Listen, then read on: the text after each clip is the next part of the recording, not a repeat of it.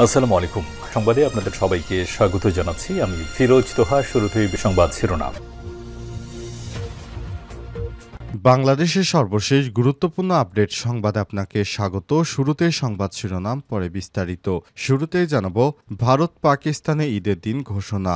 ভারত এবং পাকিস্তানে ঈদের দিন ঘোষণা করা হয়েছে। পাকিস্তান সোমবার ৩১শে মার্চ পবিত্র ঈদ উল ফিতর উদযাপন করবে। এছাড়া একই দিনও ঈদ উল ফিতর উদযাপন করবে ভারত। তবে মালয়েশিয়া সহ বিভিন্ন দেশে ৩১শে মার্চ ঈদের দিন ঘোষণা করা হয়েছে। এরপর জানাবো ছাত্রদল নেতাদের বাধায় এনসিপি নেতাদের সংবাদ সম্মেলন পণ্ড। লালমনিরহাটে ভাষা আন্দোলন ও মহান মুক্তিযুদ্ধের স্মৃতিসৌধ ঢেকে দেওয়ার প্রতিবাদে জাতীয় নাগরিক পার্টি এনসিপির ডাকা সংবাদ সম্মেলনে বাধা দেওয়ার অভিযোগ উঠেছে ছাত্রদলের বিরুদ্ধে। শনিবার ২৯শে মার্চ দুপুরে জেলা প্রশাসকের কার্যালয়ের সামনে এই ঘটনা ঘটে। এ সময় এনসিপির উত্তরাঞ্চলের সংগঠক রাসেল আহমেদকে ধাক্কা দেওয়া হয়। এরপর জানাবো চীন সফর শেষে দেশে ফিরছেন প্রধান উপদেষ্টা। চীনের ৪ দিনের সরকারি সফর শেষে আজ শনিবার রাতে দেশে ফিরছেন প্রধান উপদেষ্টা প্রফেসর ডক্টর মোহাম্মদ ইউনূস। রাত ৮টা ১০ হজরত শাহজালাল আন্তর্জাতিক বিমানবন্দরে নামেন প্রধান উপদেষ্টা। প্রধান উপদেষ্টার উপপেশ সচিব আবুল কালাম আজাদ মজুমদার বিষয়টি নিশ্চিত করেছেন। এবারে জানাবো নির্বাচন নিয়ে লুকোচুরি খেলছে সরকার, অভিযোগ করলেন রিজভী।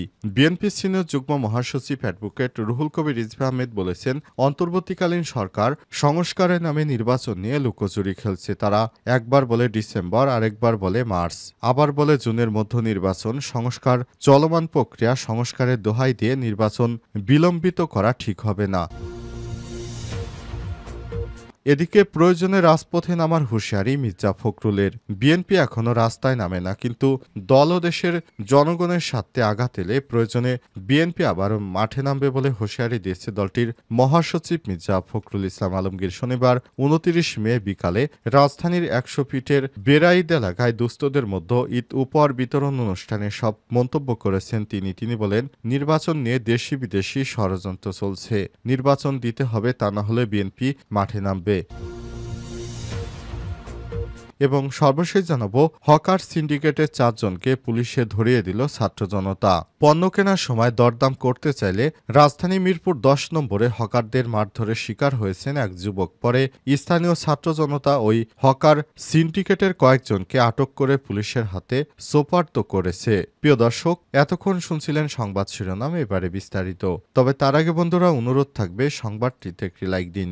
এই চ্যানেলে আপনি নতুন হয়ে থাকলে আমাদের সংবাদটি দেখতে দেখতে চ্যানেলটি সাবস্ক্রাইব করে রাখুন, যাতে করে বন্ধুরা আমাদের পরবর্তী লেটেস্ট আপডেট সংবাদগুলো সবার আগে আপনার কাছে পৌঁছে যায়। কমেন্ট করে আপনার মূল্যবান মতামত জানিয়ে দিন আপনি বিশ্বের কোন দেশ থেকে বা বাংলাদেশের কোন স্থান থেকে আমাদের সংবাদটি দেখছেন এবং শুনছেন।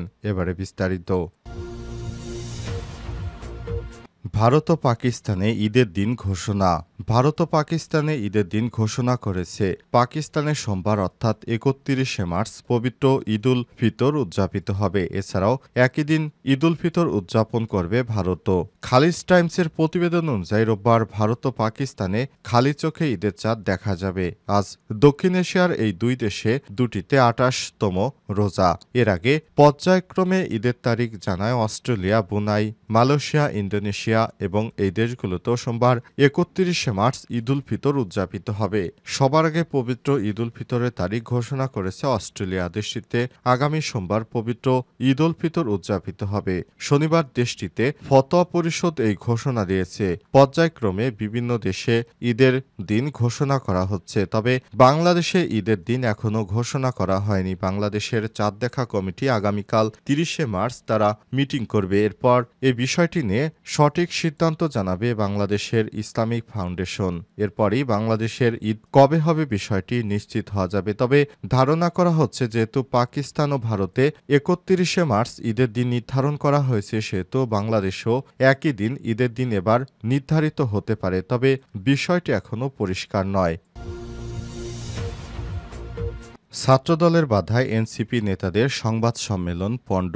লালমনিরহাটে ভাষা আন্দোলন ও মহান মুক্তিযুদ্ধের স্মৃতিসৌধে ডেকে দেওয়ার প্রতিবাদে জাতীয় নাগরিক পার্টি এনসিপি ডাকা সংবাদ সম্মেলনে বাধা দেওয়ার অভিযোগ উঠেছে বিএনপি ছাত্রদলের বিরুদ্ধে। শনিবার ২৯ মার্চ দুপুরে জেলা প্রশাসকের কার্যালয়ের সামনে ঘটনা ঘটে। এ সময় তিনি এনসিপির উত্তরাঞ্চলের সংগঠক রাসেল আহমেদকে ধাক্কা দেওয়া হয়। এনসিপি নেতা রাসেল আহমেদ বলেছেন, সংবাদ সম্মেলনে ঘোষণার পর বিভিন্ন জায়গা থেকে আমাদের ফোন দিয়ে সংবাদ সম্মেলন স্থগিত করার জন্য বলা হয়। এ বিষয়ে জেলা প্রশাসক ঊর্ধ্বতন কর্মকর্তাকেও আমাদের সঙ্গে যোগাযোগ করেন, কিন্তু মহান স্বাধীনতা দিবস ও মহান মুক্তিযুদ্ধকে অবমাননা এবং ২৪-এর মুখোমুখি দাঁড় করানোর অপচেষ্টা ও ষড়যন্ত্র আমরা কখনোই মেনে নিতে পারি না। তাই ষড়যন্ত্র মোকাবেলা করে সংবাদ সম্মেলনের জন্য যথাসময়ে স্মৃতিসৌধে উপস্থিত হওয়ার চেষ্টা করলে সেখানে পূর্ব থেকে ছাত্রদল ও বিএনপির কিছু মানুষ অবস্থান করে। পরবর্তীতে জেলা প্রশাসনের সঙ্গে সাক্ষাতের পর জেলা প্রশাসন কার্যালয়ের সামনে প্রেস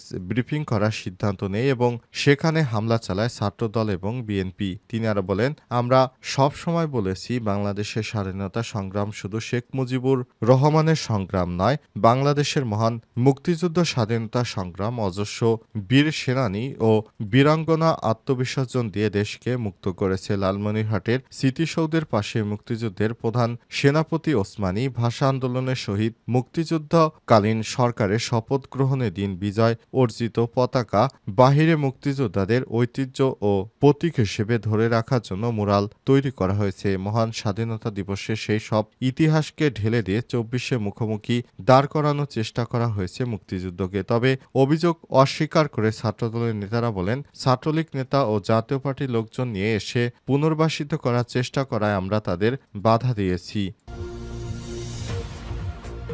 চীন সফর শেষে দেশে ফিরেছেন প্রধান উপদেষ্টা। চীনে ৪ দিনের সরকারি সফর শেষে আজ শনিবার রাতে দেশে ফিরেছেন প্রধান উপদেষ্টা অধ্যাপক ড মোহাম্মদ ইউনূস। প্রধান উপদেষ্টার উপপ্রেস সচিব আবুল কালাম আজাদ মজুমদার জানান, সফল চীন সফর শেষে আজ রাত ৮টা ১০ হজরত শাহজালাল আন্তর্জাতিক বিমানবন্দরে নামেন তিনি। এর আগে তিনি জানান, বেইজিং ক্যাপিটাল আন্তর্জাতিক বিমানবন্দর থেকে ড ইউনূসকে বিদায় জানান চীনের প্রেসিডেন্ট শি জিনপিং এর চিফ প্রোটোকল অফিসার ও পররাষ্ট্র মন্ত্রণালয়ের সহকারী মন্ত্রী অং লেই। ৪ দিনের সফরে ২৬শে মার্চ চীনে পৌঁছান অন্তর্বর্তীকালীন সরকারের প্রধান উপদেষ্টা ড মোহাম্মদ ইউনূসের পর বও ফোরাম ফর এশিয়া বিএফএ মহাসচিবের আমন্ত্রণে ২৬ ও ২৭শে মার্চ দেশটির হাইনান প্রদেশে অনুষ্ঠিত বিএফএ বার্ষিক সম্মেলন ২০২৫-এ যোগ দেন তিনি। সম্মেলনে সাইডলাইনে ড ইউনূসের সঙ্গে সাক্ষাৎ করেন চীনের state councillor vice premier ding জুয়ে শিয়াং। চীন সরকারের আমন্ত্রণে ২৭ থেকে ২৯শে মার্চ বেইজিং সফর করেছেন প্রধান উপদেষ্টা। এর মধ্যে গতকাল চীনের প্রেসিডেন্ট শি জিনপিং এর সঙ্গে দ্বিপক্ষীয় বৈঠক করেন প্রধান উপদেষ্টা। সেখানে দেশটির ভাইস প্রেসিডেন্ট হাং ঝোয়ের সঙ্গেও সাক্ষাৎ হয় বাংলাদেশের অন্তর্বর্তীকালীন সরকারের। বৈঠক চলাকালে উষ্ণ ও বন্ধুত্বপূর্ণ পরিবেশে দ্বিপক্ষীয় সম্পর্ক এবং পারস্পরিক স্বার্থ সংশ্লিষ্ট আন্তর্জাতিক ও আঞ্চলিক ইস্যুতে মতবিনিময় করে উভয় পক্ষ। আলোচনাগুলোতে দুপক্ষ ব্যাপকভাবে ঐক্যমতে পৌঁছেছে। আজ সকালে পিকিং বিশ্ববিদ্যালয়ে সম্মেলন কক্ষে ড ইউনূসকে সম্মানসূচক ডক্টরেট ডিগ্রি প্রদান করা হয়। এই সময় সেখানে উপস্থিত ব্যক্তিবর্গের উদ্দেশ্যে বক্তৃতা দেন প্রধান উপদেষ্টা। অনুষ্ঠানে বিশ্ববিদ্যালয়ের প্রেসিডেন্ট, বিশ্ববিদ্যালয় পরিষদ চেয়ারম্যান হে গোয়াংসাই সহ অন্যান্য বিশিষ্ট ব্যক্তিরা উপস্থিত ছিলেন। এদিন বিশ্ববিদ্যালয়ে উপস্থিত হওয়ার পর বিশ্ববিদ্যালয়ের প্রেসিডেন্ট, পরিষদ চেয়ারম্যান এবং পিকিং বিশ্ববিদ্যালয়ে অধ্যয়নরত বাংলাদেশি শিক্ষার্থীদের একটি ছোট্ট দল তাকে স্বাগত জানান। পরে বিশ্ববিদ্যালয়ের নেতাদের সঙ্গে সংক্ষিপ্ত বৈঠক করেন ড মোহাম্মদ ইউনূস। নির্বাচন নিয়ে লুকোচুরি খেলছে সরকার, বললেন রিজভী। বিএনপি সিনিয়র যুগ্ম মহাসচিব অ্যাডভোকেট রুহুল কবির রিজভী আহমেদ অভিযোগ করে বলেছেন, নির্বাচন নিয়ে লুকোচুরি খেলছেন বর্তমান অন্তর্বর্তীকালীন সরকার। কারণ সরকারের যে সময় নির্বাচন দেওয়ার কথা ছিল সেই সময়ে তিনি নির্বাচন দিচ্ছেন না। নির্বাচন নিয়ে একরকম তালবাহানা শুরু করেছে। আমরা অতি দ্রুত সময়ের মধ্যে নির্বাচন চাই। নির্বাচনের মাধ্যমে এদেশে গণতন্ত্র পুনরুদ্ধিত হবে। এ সময় তিনি বলেছেন, বিগত দীর্ঘ সময় বাংলাদেশের মানুষ নির্বাচনে ভোট দিতে পারছে না, মানুষের ভোট থেকে বঞ্চিত করা হয়েছে। শেখ হাসিনা বাংলাদেশের মানুষের ভোটাধিকার হরণ করেছে, কিন্তু অন্তর্বর্তীকালীন সরকারকে দায়িত্ব দেওয়ার পর আমরা মনে করেছিলাম অতি দ্রুত সময়ের মধ্যে তিনি নির্বাচনের আয়োজন করবে, কিন্তু এখন পর্যন্ত নির্বাচন দিতে দৃশ্যমান কোনো পদক্ষেপ নিতে দেখছি না অন্তর্বর্তীকালীন সরকারকে। সুতরাং বিষয়টি নিয়ে বিএনপির মনে ঘোলাসা সৃষ্টি হয়েছে। তারা কবে নাগাদ নির্বাচন দিবেন এবং নির্বাচন আদৌ দিবেন কিনা বিষয়টি নিয়ে বিএনপির মধ্যে এক প্রকার দ্বিধাদ্বন্দ্ব তৈরি হয়েছে। এ সময় তিনি বলেছেন, নেতাকর্মীদের প্রস্তুত থাকতে হবে, প্রয়োজনে রাস্তায় নেমে আন্দোলন করব, তারপর আমরা নির্বাচন চাই দ্রুত সময়ের মধ্যে। শেখ হাসিনা দেশে যে রক্তের স্রোত বয়ে দিয়েছিল তাদের বিচার করতে এত সময় লাগবে কেন? আর এর বিচারের নাম করে জনগণের অধিকার কেন কেড়ে নিচ্ছেন? জনগণ কেন আপনাদের পছন্দের প্রতিনিধি নির্বাচিত করতে পারছে না? আপনারা কেন নির্বাচন নিয়ে গড়িমসি করছেন?